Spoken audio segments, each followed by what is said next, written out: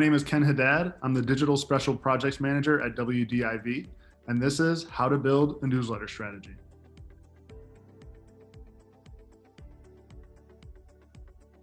The number one reason that you should invest in newsletters is to build a more engaging relationship with your audience. It's a great way to develop a one-on-one relationship with users that are using your site, using different platforms, watching you on TV, but they don't have that one-on-one communication with you. And it's also a great way to increase your loyal audience, because the better you build that relationship with those users, they'll continue to have that one-on-one, and you develop that credibility and that trust. Those people are going to come back to you, and then eventually you'll be able to drive revenue through these platforms because those users are continually using your products.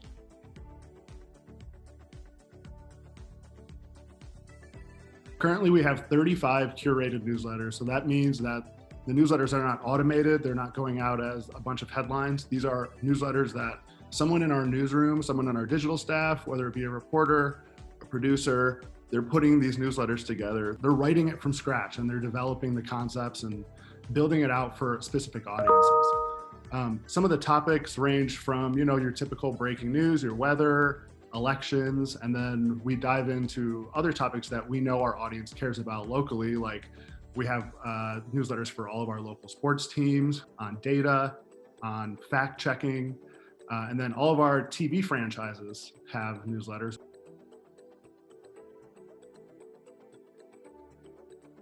The number one thing that you need to figure out is what your topic is. And how we develop what our topic is by looking at what our users are reading on a consistent basis. We're not just picking topics, out of a hat and hoping that they catch on. We're taking existing topics that we know our loyal audience is reading about consistently, and then we're taking those topics and expounding on them. So how can we add a voice to this topic? How can we expand our coverage on this topic? And if the answer to those questions are we can't do that, or we don't have someone that can do that, then it doesn't fit the newsletter strategy, because it has to be something that you can offer past what you're already doing on your platforms. Otherwise, you're just offering the same thing in a different package, and it's not going to work that way. You have to add a different attitude, a different personality to the topic that you already know people care about, but it has to be different. It can't just be what you're already doing.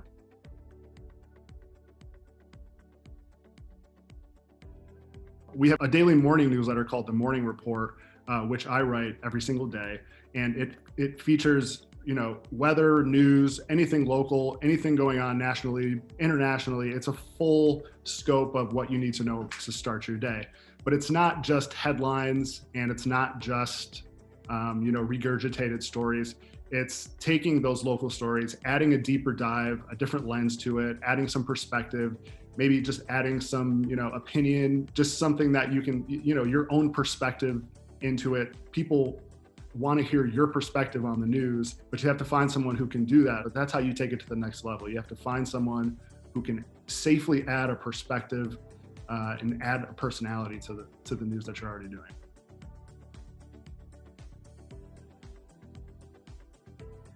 What is an ideal structure for a newsletter? I think it really varies. It depends on the topic. We have varying structures, but we do have kind of an overlying template that is consistent across our newsletter. So, maybe an intro, sort of a meaty piece in the middle, and then something at the bottom where you're, asking or engaging with the users, maybe asking them a question or posting a poll, or just offering a way to get that two-way conversation going between the readers. But it really depends on how long the newsletter is going to be, what the topic is. Don't limit yourself on structure. Don't put yourself in a box and decide this is the structure I'm going to stick with and it's never going to change. Listen to what people are telling you. Follow the feedback. If you're asking a question at a certain part of the newsletter and you're not getting a response, move it to a different part of the newsletter, see if you get a response. Or, if you're noticing that people aren't opening your newsletter, maybe because, your first sentence that shows up in the email preview isn't grabby enough, then, switch it out, try something else. Change up your headlines, change up your subject lines. There are a bunch of different ways that you can A/B test newsletters, but there's no reason to commit to a structure that isn't going to change.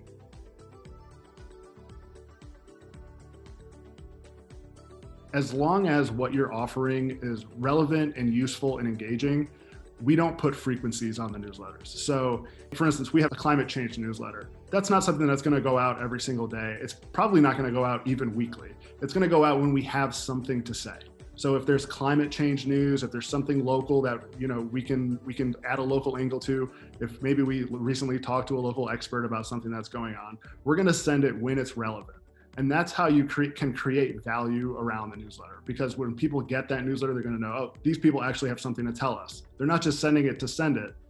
They're sending it because there's something to say. And I think that creates a lot of value around your newsletter.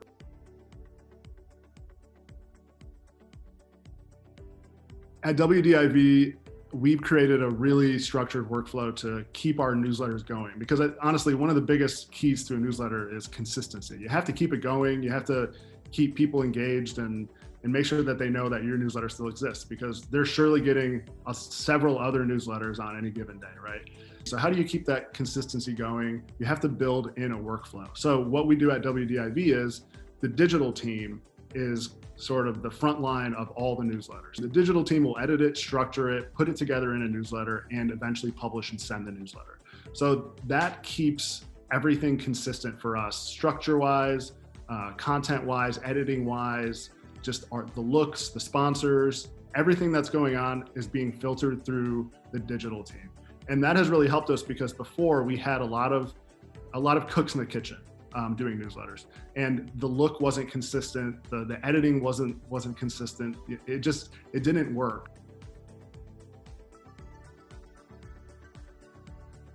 It's tough. It's not easy. It's something that we have to think about every single day, every single hour of the day, in every single project that we're doing and any topic that we're covering.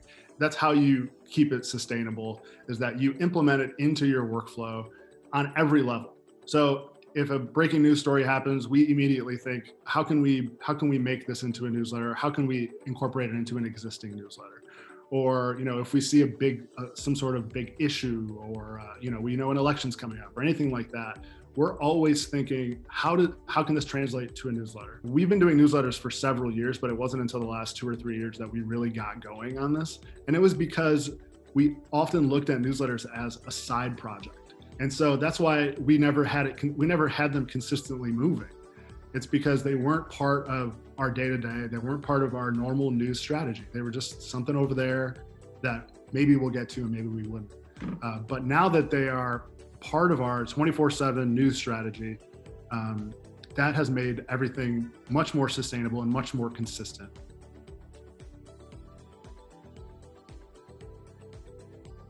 Is a newsletter strategy like this scalable across a group and not just local? I would say that it has to be, for sure. And it just depends on the local market.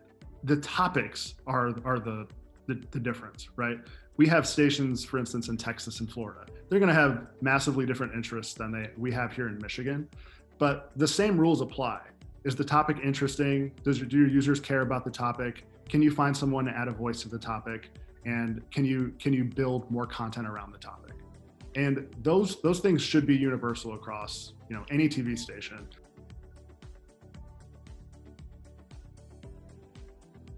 Well, it's just about building in that two-way conversation option. So if you're sending out a newsletter and there's no ask to the audience that's reading, there's no, hey, get to know this author, or here I am, here's who I am, say hi, or take this poll, answer this survey, do any of these things, then you're not offering a two-way conversation with users, and they're not going to feel like they're participating in the product.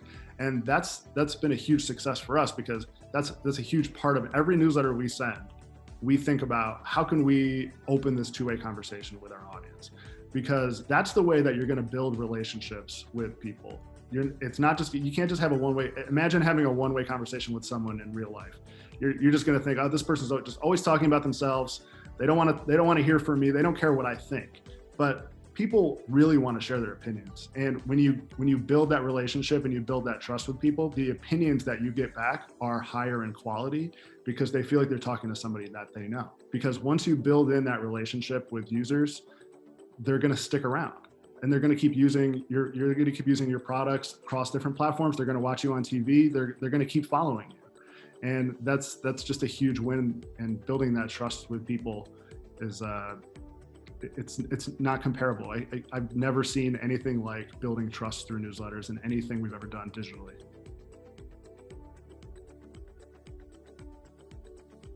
In the morning report that we send every single day, usually once I add a perspective or some sort of a spin on the news, I will ask people what they think about the news. And it's as simple as saying, hey, what do you think about this? Let me know. Send me an email. Just ask people what they think. And because I've been doing this for 2 years, this newsletter, people really feel comfortable sharing their opinions with me. So anytime I ask a question like that, and I just throw in there, hey, shoot me an email, let me know what you think, I will get dozens of responses from people. And it's not just one sentence responses, it's paragraphs. It's long form, high quality responses. And that is something that you build over time, but it's a much better response that you get over, posting on Facebook or posting on Twitter or, just soliciting random opinions online. You're asking people that you continue to have a conversation with every single morning for their opinion, and it matters to them.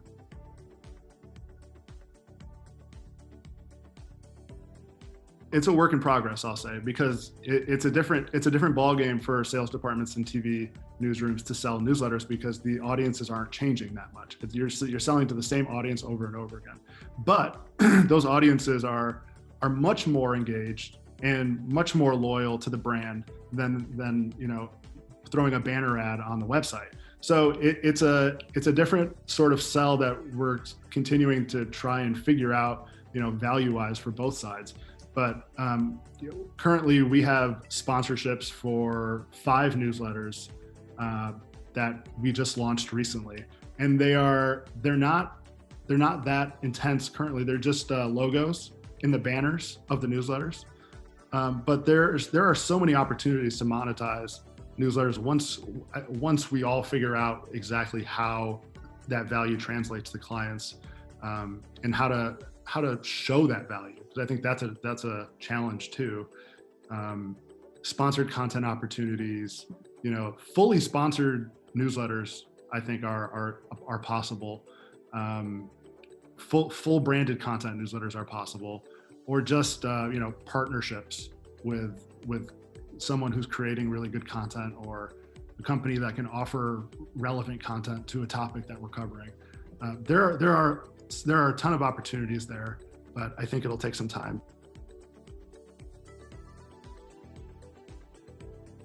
The number one step is to keep those people going, keep them engaged. So that means consistency. That means opening that two-way conversation that we talked about. And that means continuing to build that relationship with people, because people will sign up for stuff, but that doesn't mean they're going to stick around for it. So you have to find a way to stand out, and because people are signing up for everything. Their inboxes are full all the time. And so how can you stand out, and how can you keep those people reading? And that's something that you find out through a lot of testing, a lot of experimentation. And then you have to find really clear ways to measure your success, because if you're not measuring, then you're not listening to your audience. And it shouldn't just be data points. It should be, how many people responded to something that we posted, or how many people voted in this, how many people had a comment on this, because those are the real indicators of an engaging newsletter, not just an open rate or a click-through rate, or any of those traditional measurements. One thing I would say about measuring is that not all newsletters are the same. And you shouldn't measure newsletters as a blanket data strategy. You should decide what the goal is for each individual newsletter and measure it that way.